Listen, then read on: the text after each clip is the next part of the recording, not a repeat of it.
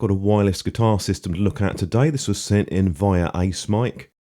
This is the G1 that the company offers, and a few of the specs are on screen for you. I'm going to do a quick unboxing with the user manual. I will put that up on screen later on. Do bear in mind my skill level. I'm a novice player, to be honest, so take that into account when you're watching the video. You do get a split cable for charging, and that's around 45 centimeters or 90 if you spread both of the ends apart. I'll give you a quick look at the units. You can see that they're marked R and T, obviously receiver and transmitter. We've got some LEDs there, and there's just a single button on each of these.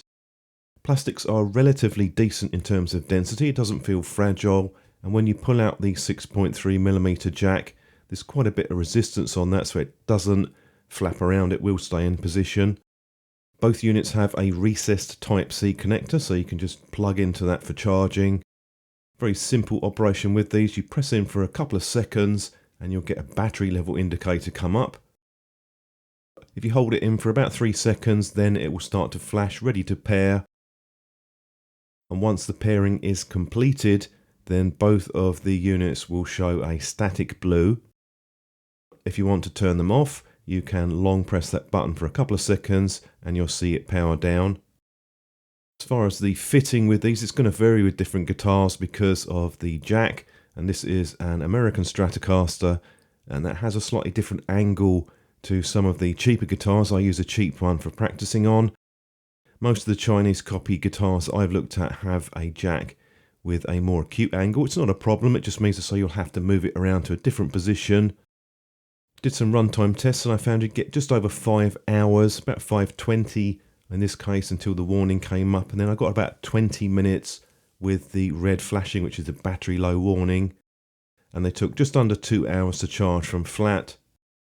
You do have a mute function. You can quick press the button on either of the units and then press again will unmute. Did a quick sound test on a practice amp just to give you an idea.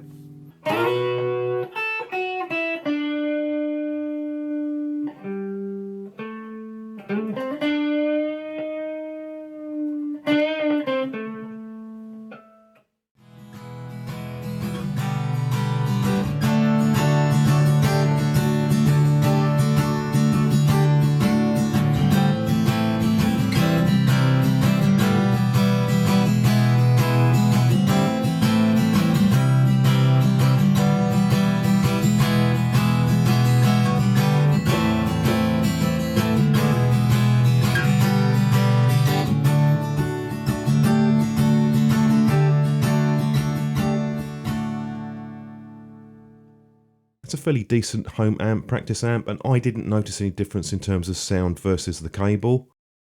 Range was about 15 meters odd with obstructions. Once you went over that, it started to get a bit intermittent with the connection. The LED will flash a bit, but it will auto reconnect when you're back in range. A couple of minor points. They could have made the T and R a bit bigger, just make it easier to see. There isn't a lot of pressure on the switch to turn it on, so that's a potential area where it could get activated by accident in a bag or if you're traveling. Although I did know it does auto turn itself off the transmitter after 5 minutes if there's no signal. I'm not sure you're going to be using this for performances. I think it's really for someone like myself who would be practicing. These aren't the cheapest units out there. There's quite a few at different price points, but I don't have a lot of experience of that. So if you have anything you can add to the video in terms of using these wireless transmitters and receivers, do drop a comment below. I'll be very interested to hear that. Thanks for watching the video, do appreciate it, and I look forward to seeing you in the next one.